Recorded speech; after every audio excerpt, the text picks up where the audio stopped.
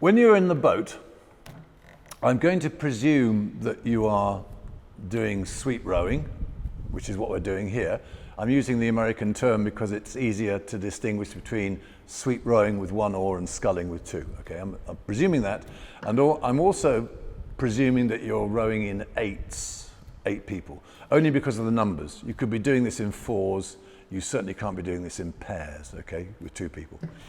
But the idea of rowing in 8s means that you have the opportunity of some of the crew stabilizing the boat while some of the rest of the crew are learning how to row. And it's incredibly important that stability is the fundamental basis for learning how to row.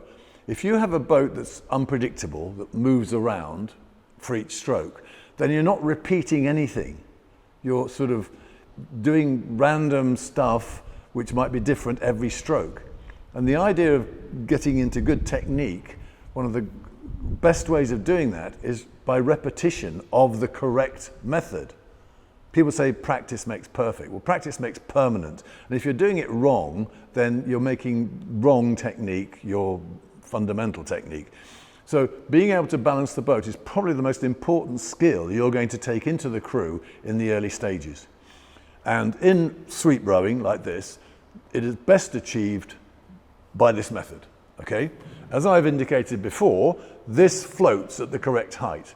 The spoon is floating on the water, the handle is at this height. If I can fix that handle at that height, it'll act as an outrigger, it'll stop the boat from going down on my side. I can't do much about it going down on the other side, but my fellow crew people will be able to deal with that.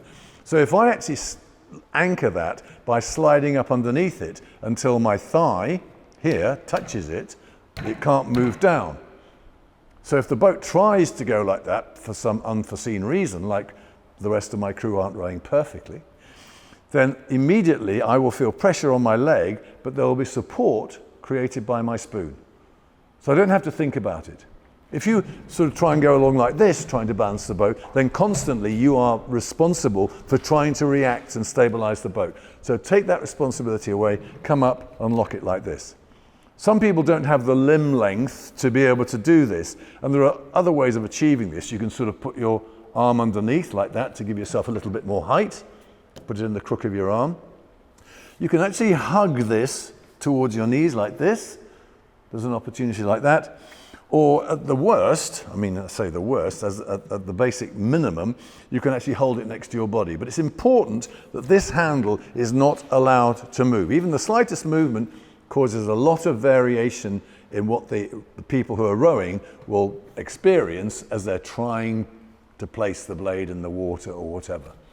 So the best contribution you can make is to learn how to do this, be consistent, be supportive, and just be a good crew member. You'll be appreciated for that.